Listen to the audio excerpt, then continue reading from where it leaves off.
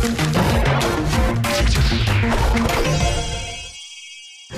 位觀眾聽眾大家好，分享數款高講客位應該係民主，基本以民主而來到大家就第一個料理就係榨菜炒牛絲，這個啊真的非常的下飯也好啊，煮湯煮麵都很實用哦。來看看要怎麼做吧。講到兩個榨菜炒牛絲。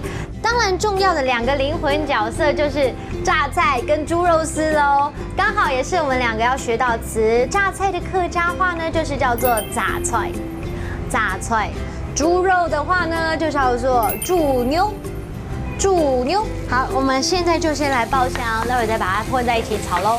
因為今天我選的豬肉絲比較瘦一點點，如果啊你是買那種比較有肥肉的話，其實你可以先下，就是讓它的自體油脂啊，你就不用再下油了。各位觀眾朋友們，不曉得你跟我一樣嗎？就是在吃那個榨菜肉絲麵的時候，特別喜歡那個榨菜脆脆的口感。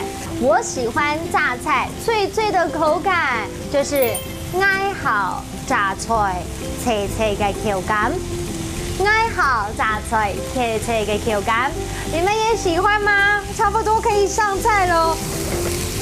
好，今天做這個榨菜肉絲呢，因為我們是做比較下飯的味道，所以呢可能比較稍微鹹一點點哦，所以讓你來品嘗看看好不好？非常嫩，很嫩哦。你是客家人嗎？不是。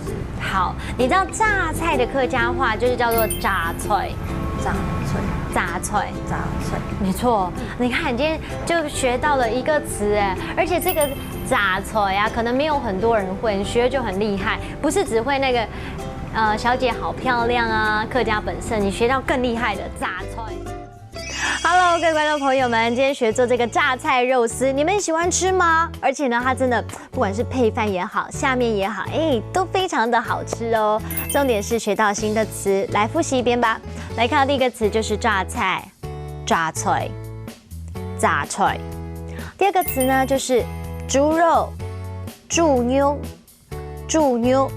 第三個，我們來學到一整句話哦。來看到這句話就是我喜歡榨菜脆脆的口感。